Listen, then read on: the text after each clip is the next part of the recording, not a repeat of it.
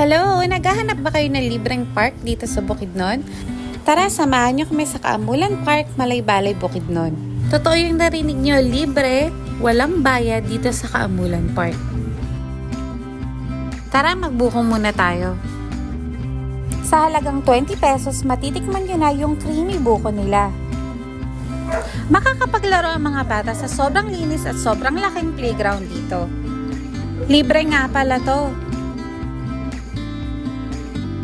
Ang playground ay magbubukas simula alas 8 ng umaga hanggang alas 5 ng hapon.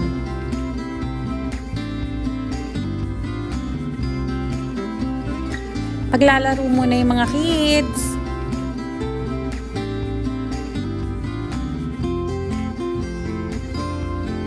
Bawal nga pala ipasok yung mga sapatos dito, kaya nakasaks yung mga bata o kaya nakapaa.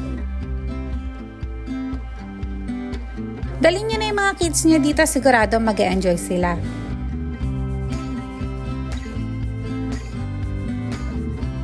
Meron din palang zoo dito sa Kaamulan Park. May entrance fee na 20 pesos. Sa next vlog ko na yon, kaya abangan. Yun lang, bye!